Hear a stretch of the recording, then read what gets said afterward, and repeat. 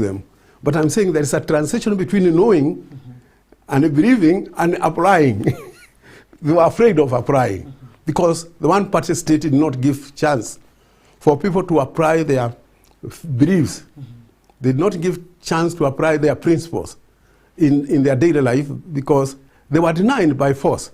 Laws were there, or denying us the right of assembly, denying us the rights of speech, denying us the rights of freedom of expression, even the freedom of conscience.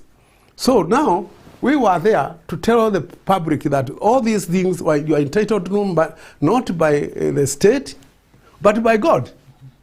Life is a God's. You are entitled by God to life, to freedom, to food, to air. Nobody should deny things entitlement. We have, and you are entitled by God, and God provides those things. All the others are facilitators. The government should be a facilitator. When the government stops being a facilitator, but a consumer alone, selfishly, or channels those benefits to a few, and denying the rest. That's why J.M. Kariuki was killed, for saying that this is a country becoming a country of 10 millionaires, and 10 millionaires and 10 million poor people. That is not, that's a violation of the very principles of thy kingdom being done on earth as it is in heaven. Those are why I'm saying that. So when I preached on October 5, that's the first time I heard the name Dig Mwananzeki. When I preached on October 5, 1986, that we must dismantle the one-party state, and we must dismantle the Lancaster Constitution, and go back to democracy and the human rights and all that.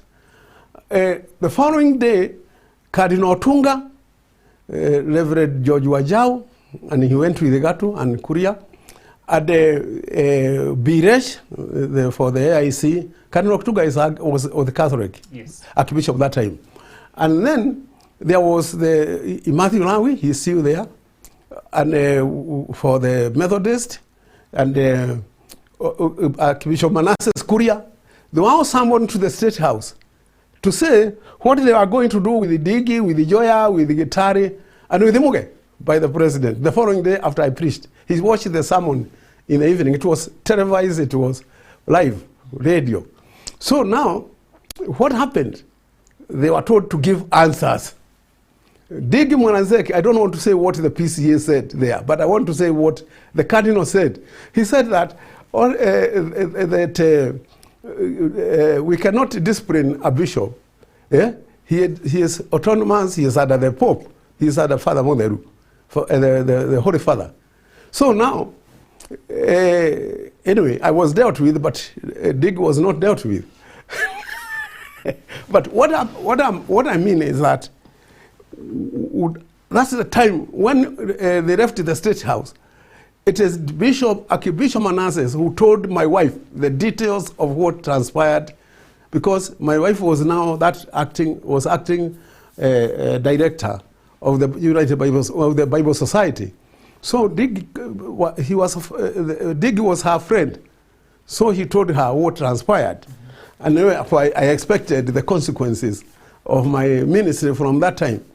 But what I say, then I was reinstated back to the ministry, and then we teamed up with the Dig again, because when we started multi-party, and we started the process for democratization, Moi declared one evening, he declared that Moro is a Kanu security zone. And I can tell you the date on when he declared Moro a security zone. On 8th September 1963, Moi declared Moro a security zone. So the following day, that evening, I told my wife, I'm going tomorrow. I'm going to go to show that there is no security zone, but nobody has power to secure a portion of Kenya from the rest as a Kanu zone, a party zone. Kanu rules the whole of Kenya. Why should it have a special zone? And it is ruling me in Nairobi. Nairobi, Garissa, or even Mombasa, even Lamu, these are Kanu security zone. There is not one single security zone. We are secured by Kanu. That is what democracy means. Equality of all, absolute equality. So I called Bidan Mbogwa. He was Matiba's publisher of the Daily. You know, he was the chief, what you call editor. Editor. Yes. I called him that evening to take me tomorrow. He came with the Matiba's BMW in the morning at 4 a.m. We started on the journey to Nakuru and his driver. So we went and reached Nakuru. We were having breakfast by 7 at Nakuru on 9th. I was a minister in Dagoretti that time. So we had breakfast. Digi told us that you are welcome. So what I'm going to do, I'm going to come your air cover and you are going to become my ground crew. So you go and I'll monitor what you are doing. But at the time we reached Elbagon, just at the boundary, that's where we found blocked. We were followed away because the telephone, my telephone was under surveillance. It was, what do you call it? Tapped. Tracking. It was tapped. So we were followed all the way not to enter Moro zone. So where the Moro begins, we were blocked. But we fought all our way to Elbagon town at the beginning. We were met by Johnson Newto, our minister there.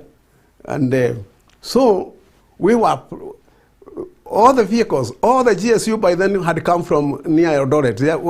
Everyone was, the whole Kenya system in the Rift Valley was mobilized to stop us from breaking the last night's decree by President Moi. So we were, and the vehicles were being driven backwards, not front, reverse, so that when we arrested and put in, they don't have to turn. We simply move. So Corriro was the PPO, provincial police officer in Rift Valley. So we were taken there, and we found Dig waiting for us. He'd already gone ahead of you? No, he was in Nakuru. We were taken to Nakuru, to the PPU's office, where we were given a cup of tea. And in the PPU, and told to sign the OB.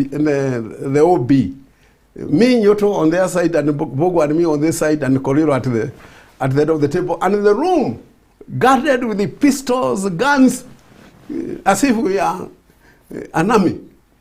So now, when we were arrested and we were there, Dig was outside already waiting with his Catholics and nuns and everything was there. And even, I don't know how even the Women's Guild in Dr. Ada and others were there. Everybody was there to wait for us. The whole compound was full. So now, what was the thing? I was told to sign the OB. I tore it and threw it on the floor. So I had another charge, breaking the security zone and destroying government property. So we were taken for Dr. Bode. No, the government now hide us from the people. We were sneaked out, all of us, Newto and Bogwa, and taken to Boden police station, where we stayed for 3 days before we were taken to court on Monday. But anyway, that's not, Diggy was with us throughout. And even the papers that day, they report, and I have some of the captions of the time that time. So now, that's how we met, Leo direct encounter. Thank you so much, Reverend, yes. Because actually you've given us the chronology of events until you people are able to work together in harmony. You've explained your part, how you're working under your umbrella church, and how also Ndingi was working on the other end. Was he receiving any sort of opposition from his colleagues from the Roman Catholic Church due to his activities? That was not, he was not receiving, I know this. Because when in 2008, Dig was appointed to become the head of the ambassadors of peace. And before Kofi Annan and others came, the Catholic Church, the Jesuits, have already organized a peace commission, or a kind of semblance of a peace-making group led by Dig, and I was a member. It was called Ambassadors of Peace. It was organized by Jesuits at Hekima College here at Gong Road. And we were facilitated, given the Father Maera, who came to work for me, was our secretary. And We went to Nakuru on the day after, I think a day after Kiambaa Church was burnt. I still have the ashes I carried. I took some hot ashes from there. So Dig led us. We took the Hekima College, or whatever, the Jesuit Ambassador of Peace hired a small plane for us. We went there to reconcile the warring people. There was war everywhere. From there we were seeing smoke, the houses being burnt. So we went to Kiambaa. Then we went to where men, almost all men were killed in the Kiambaa, but women were only burned. Men, I think there's a culture there, you don't kill women. So women were languishing with the burns at the Moi Referral Home. And but the worst thing that I saw in my eyes was how, and Dig was there and we were praying. I thought Dig was a Protestant that time because he was praying prayers like he was a Pentecostal or like a Presbyterian. You know, how you pray. I had known Catholic before as if they only pray formal liturgical prayers. But I saw him pray in a very charismatic manner for those people when we went into the hospital. So, and I followed the example, we prayed.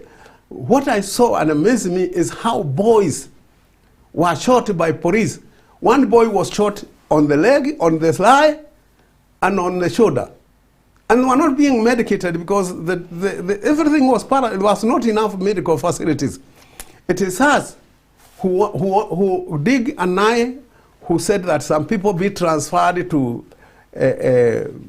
there's a hospital, I think, in Kirisho SDA and Kijabi. And the Caritas helped.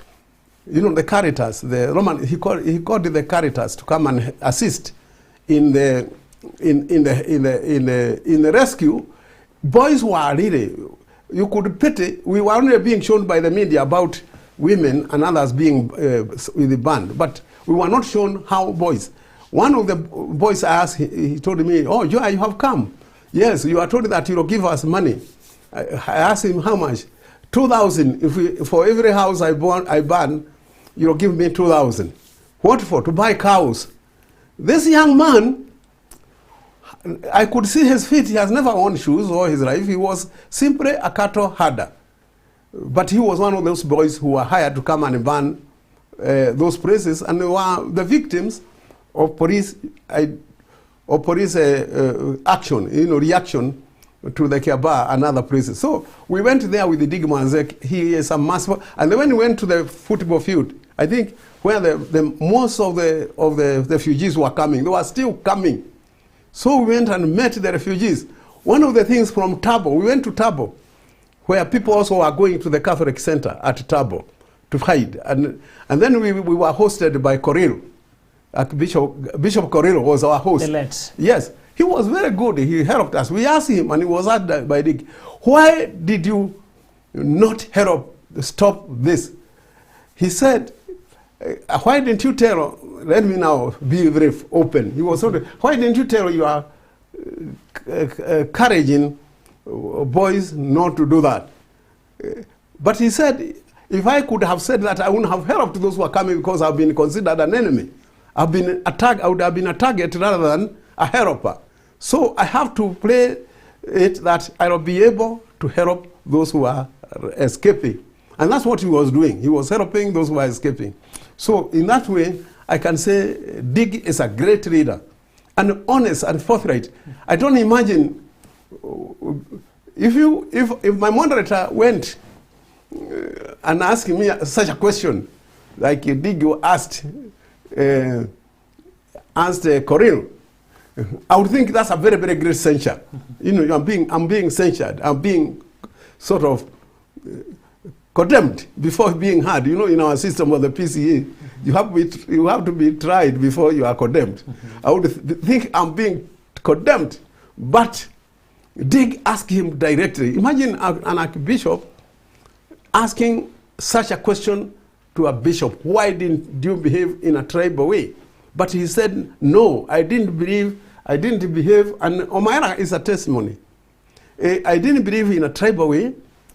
I behaved in a manner that I'll be in a position to help those people without being blocked. That's not what he did. They will still consider me the bishop for everybody. And that's what he did. So that's the second time I met Ndingi. The third time,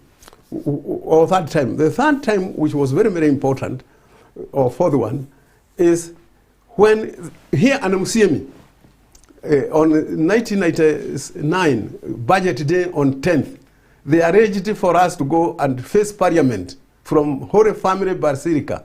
And they prayed for us. There were thousands of people at Holy Basilica.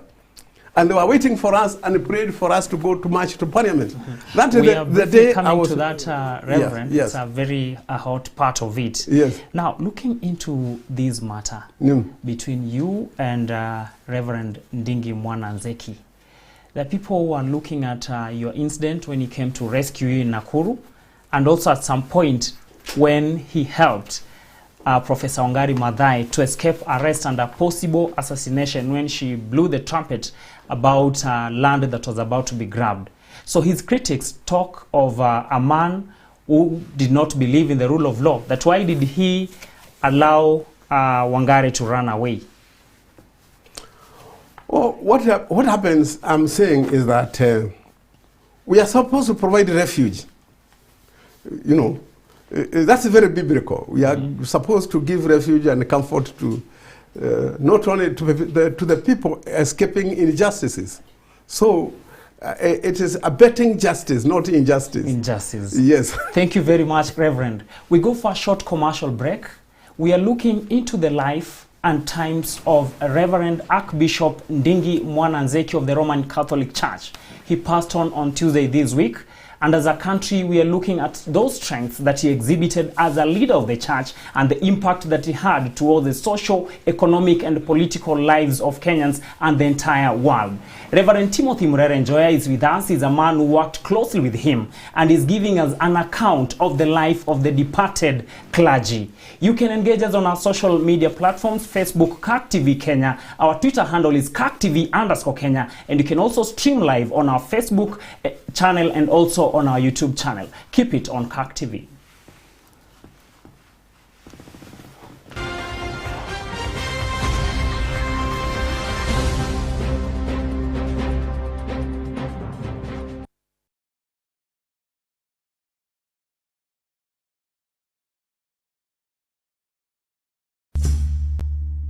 Hebu tafakari haya. Uko nyumbani na familia yako, hauna chakula na hata mahitaji mengine, na zaidi huwezi enda kazini. Utafanya nini? Mkurupuko wa virusi vya korona umesababisha uhaba wa mahitaji muhimu na watu wengi wanateseka. Ni kwa sababu ya haya kanisa la PCA, idara ya umisheni, kupitia marafiki wa umisheni, wanaomba tuungane pamoja ili tuchange katika gala litakalo wasaidia walioathirika zaidi miongoni mwetu. Ndugu na dada zangu, zote tumeitwa ili tuje pamoja na tuwe marafiki wa umisheni wa kanisa la PCA, ili zote tuungame na tufanye kitu na zote tukaweza kuchangia ili tuweze kuwasaidia wale ambao wako katika shida na ambao wanataka usaidizi wako na wangu. Na kwa hivyo unaweza changia kupitia kwa paybill number 689549. Ile account ambao utaandika ni jina lako, na kwa hivyo kuja ili tukaweza kusaidiana kama vile Mungu ametuita katika Matendo ya Mitume 28 mstari wa 2, ya kwamba tuje pamoja na tukaweza kuonyesha ukarimu usio na kifani ili tukaweza kumfurahisha na kumpendeza Bwana.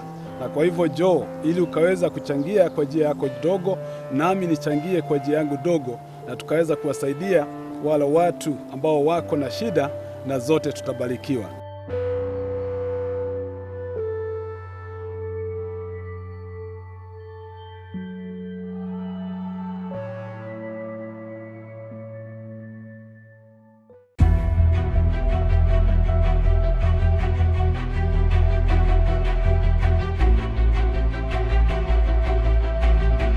Since late last year, the coronavirus COVID-19 has emerged as a serious healthcare threat. This is an infection that has gone global and no one has been spared. The government, through the Ministry of Health, has put in measures to keep Kenyans safe against COVID-19, which is currently rampant around the world, with new confirmed infections and death cases daily. Such sanitization and screening of visitors at this border post and across every entry point in the country is very vital in preventing the spread of the disease in the country. I'm very happy about the screenings that are going on in Tanzania and Kenya. I think it's very proactive that you're thinking about stopping it at the border so that it does not spread. It is scary that a single cough here can lead to an outbreak of epic proportions. In order to prevent that, the government has instituted measures to keep Kenyans safe. The facility has all the equipments you need, from handling a basic patient up to ICU setting. However, you also have a role to play in preventing spread of infections. Members of the public are encouraged to remain vigilant as the risk is still high. Let's maintain basic hand and respiratory hygiene. It's just our general hygiene, okay? And that now means at workplaces, we should ensure that our work surfaces are clean. Always ensure that nimefanya proper sanitation ya mikono. Every time na board matatu, lazima ni sanitize mikono. We have faced many severe challenges as a nation, and we have always found a way to rise above them. COVID-19 is no different, and we will overcome the pandemic. Stop coronavirus. Follow all directives from the Ministry of Health. Wash your hands properly.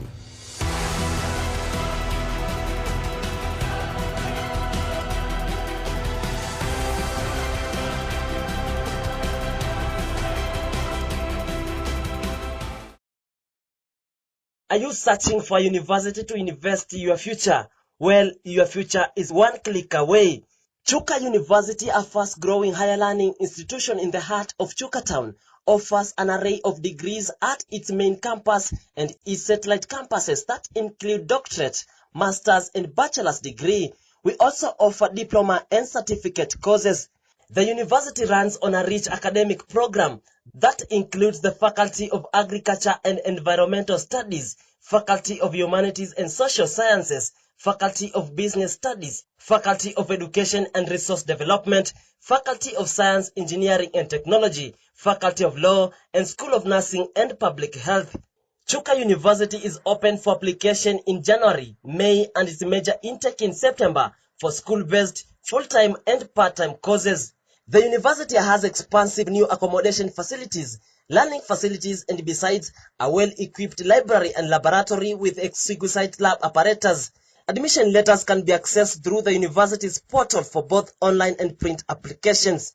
For more details, contact us through 02023 29073 or 0715 505858 or email info@chuka.ac.ke. Chuka University, inspiring environmental sustainability for better life.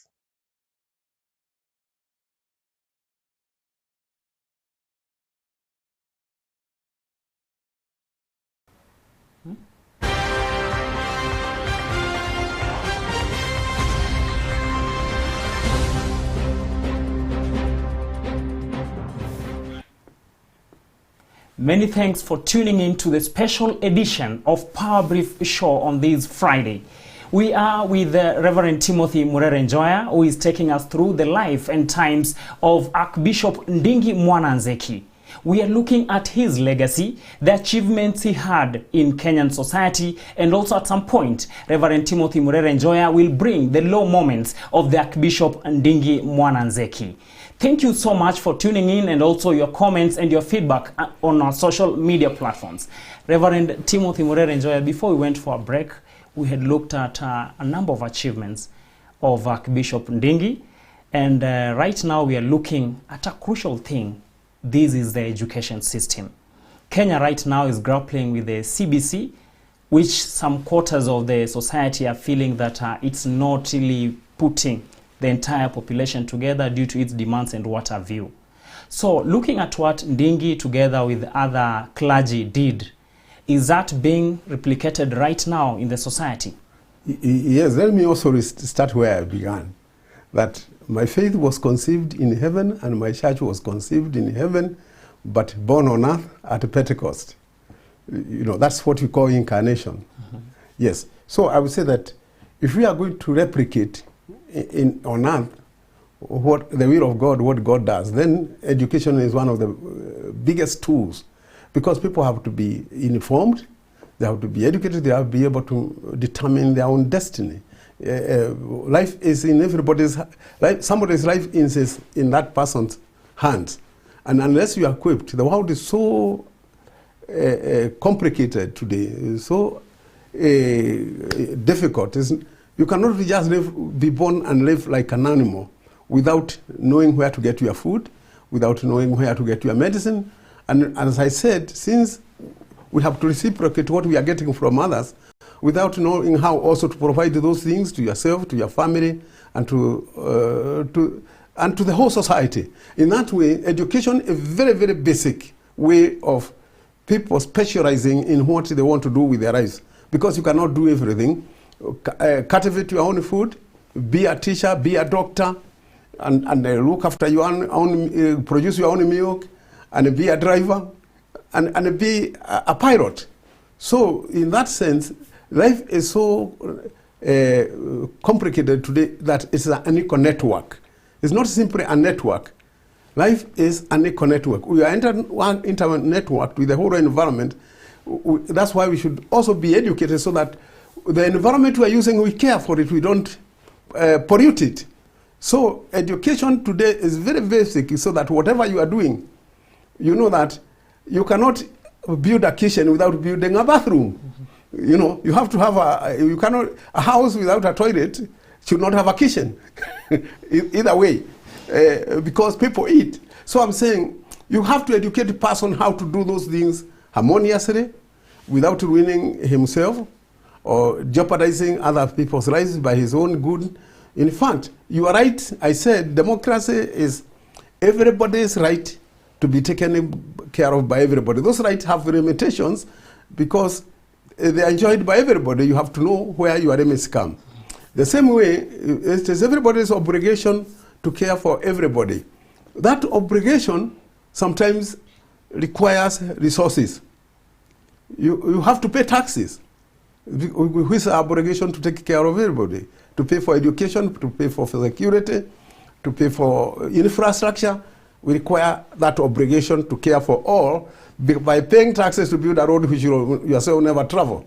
My money builds a road in Garissa, in Pokot, in Kware. I don't know those places, but it is my obligation to take care of all, whether I know them or I don't know, indiscriminately.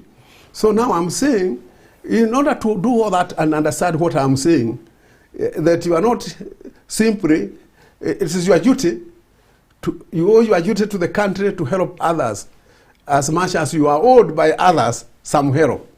That knowledge requires a lot of education. That's when I'm saying that I'm a theologian, because I know the content and principles of the Bible. But also I'm a minister because I know how to apply them and help people to apply them in their daily life. So education is very, very vital. Supposing I didn't learn the Bible to know what is the content. Supposing I didn't learn the Bible to know what are the principles. And to learn the Bible for me, I needed, in school alone, studying the Bible 12 years. At Lemuru, 3 years at Princeton, 8 years at Toronto University, Knox College, another. That's 12 years of study of the Bible to know the content. Otherwise, I would not be here talking with you, because I only know what I'm talking about. Now I'm very conversant, and I even don't know the Bible so well that I know everything. And I forget some of the things, because there are others are coming and more pressures are coming for me to be able to apply it. And what I applied, where I applied it yesterday, it is not the same. So I have to keep on learning. So I'm saying, when Digi engaged in educating a person in moral or in the Rift Valley, he was engaging in educating the whole world, because some of his products may be an ambassador in China or may not be an ambassador. I went to Malaysia the other day, and I found Kenyans farming rice there. Can you imagine? Kenya has gone to Malaysia to be farmers. And then I went to Atlanta the other day, and I found Kenyans have bought a farm and, together. So I'm saying that when you educate a Kenyan, you are educating the whole planet. Not necessarily that those people will be Kenyan, but also they will be able to contribute to the welfare and the goodness of humankind. So I'm saying education is very basic to survival in an ecosystem.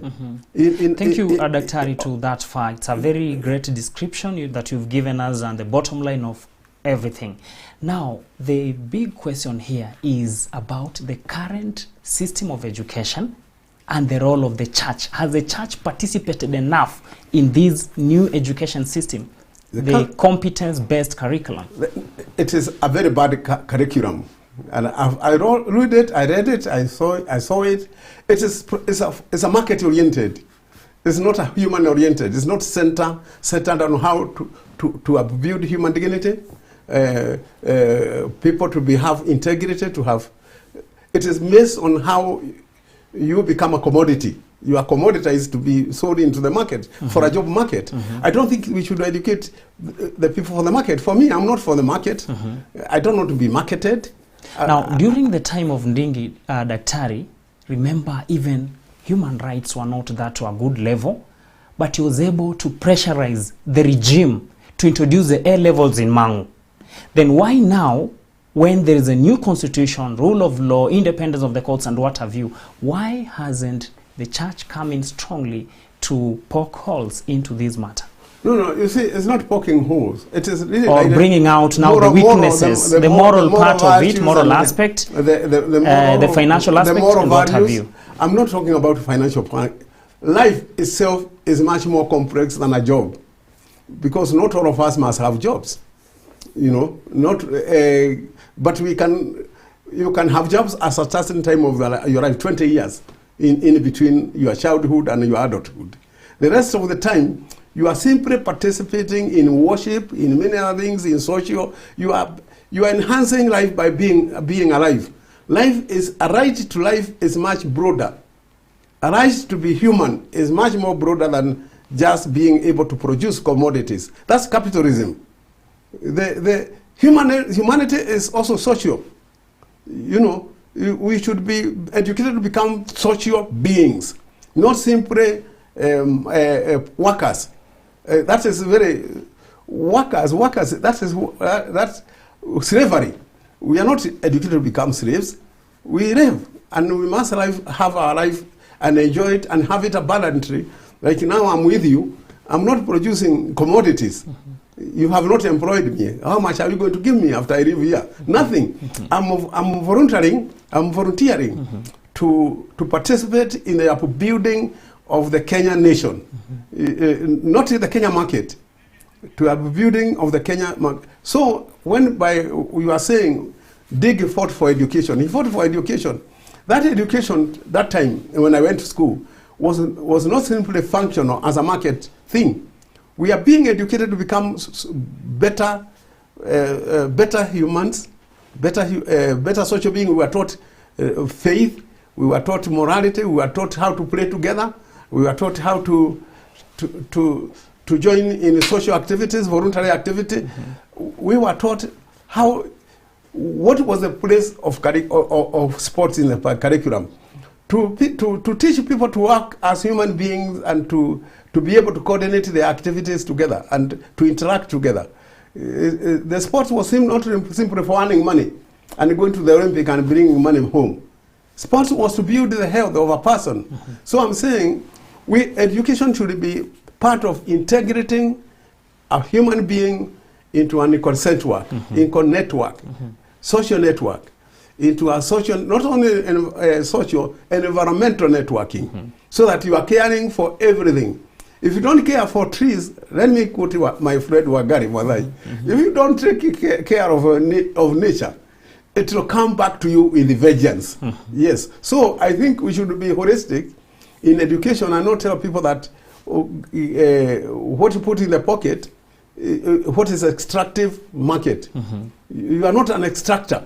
you are also a contributor to the environment. Yes. Thank you, Daktari. Now, even the Bible itself records that there's no one who is actually completely righteous. Having interacted with your twin brother, in quotes, that is a departed archbishop, what are some of his lowest moments in life and also some of his weaknesses? Briefly, some of the things that almost we Africans are not used to be honest about the dead. We venerate them. But let me say, but also we need to be honest. There's something I want to make a quote from one of the papers, from one of the local papers on The Nation, September 4, 1985. You see, churches adopted a strategy at one time of going to the State House, talk with the president, talk with things domestically, you know, square things in a personal way.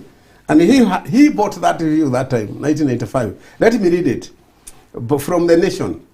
In Nakuru, Bishop Raphael Ndingi Mwananzeki of Nakuru Diocese was recently reported saying the Catholic Church was opposed to civil disobedience.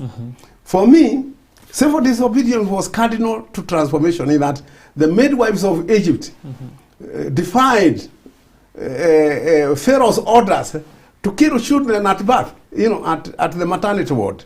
You know, you have the disciples who had escaped from prison, and were told we prefer to obey God rather than man. That's why there was persecution. Persecution comes when people defy illegal, dirty, evil orders. That's what brings. If you are persecuted for nothing, as James says, the book of James, if you are persecuted for stealing or for doing anything or simply because you are fighting with them, that's not persecution. Persecution comes when you are crucified like Jesus Christ because you cannot cooperate or conform with a certain perversion in the society. Let me say, the chairman of the Episcopal Conference of such Bishop, I'm still reading, the chairman of the Kenya Episcopal Conference, Bishop Mwananzeki, was one of those who agreed that church-state problems should be sorted out first by personal contacts before publishing them. For me, I wasn't for that at that time, 1995. But anyway, the bishop came around, and we were able, even 2000, as I said, in 2007 to 8, we were able to be visiting, contrary to the will of the government, to expose what was happening in the Rift Valley. And he was our leader. He was the chairman of the Ambassadors of Peace. So that was, I said, to me, that was where me, Gitari, and Muge could not go along with him because Muge wants to Kashariba. You know, it was said there was another kind of security zone and he went and he was killed on the way. So we were not up to obedience that time. When he was so that drew some parallel line between you. Yeah, well, you're telling me I show the other side. But I'm saying that was the mainstream church. That what he was talking was what was mainstream. Not everybody bishop in the Catholic Church agreed with him. I talked to many bishops. Bishop Jega was my friend, and I talked to Bishop Davis. I even went to visit him at Gong. I used to talk to bishops, Catholics, to hear what they are saying. I talked to almost all the leaders of the churches that time. I was also in the NCSK, so I talked with the most church leaders. So I know that the mainstream system was moderation, but we were very radical. Thank you, Reverend, to that part. Now, you're an author. In our next show, we'll be looking into your books, including the one that you've put on hold. I will not mention the title of the book. Are you planning to write a book about Reverend Ndingi Mwananzeki, yes or no? I've written a lot with him. If you look at my book, even with the people, you'll find about, in 3 chapters he is mentioned. On the Ambassadors of Peace, he is mentioned. Even in the book I have written, another book I have written, on the divinity of the clitoris, is mentioned more than 3 times. I cannot write about my life without writing about certain characters around the cross. You know, they are about the apostles and the disciples of today. Like you would write about the apostles of Jesus Christ. Even today they are apostles. And Dig is like that, like Peter. You know, in the Bible, you know, Peter was foregoing, you know, forward-looking. And he was always, even sometimes, almost contradicting Jesus. But also he was a very good disciple, because without Peter, there's much about Jesus Christ we want to know. Sure. Yeah, we know about Jesus because of Peter. Because of Peter. Yeah, yes. Now our time is coming to an end, and maybe just a parting shot to the Catholic faithfuls and all those who are in preparation of the burial that is slated on 7th of April. I can only say that Dig will still be with us in spirit and in life, because death does not have a final word. In our Christian faith, we believe in the resurrection of the body and the life everlasting. Yes. Thank you very much, Reverend Timothy Murere Njoya, for having found time to be with us on this special edition of Power Brief Show. It's been a wonderful and engaging moment where he has brought up the life of Archbishop Ndingi Mwananzeki. We've drawn lessons, looked at his strengths and also his weaknesses. We also appreciate your audience, your contribution on our social media platforms. Till next time, for me, Cornelius Omuse, I wish you a very good weekend. Thank you so much. Thank you so much.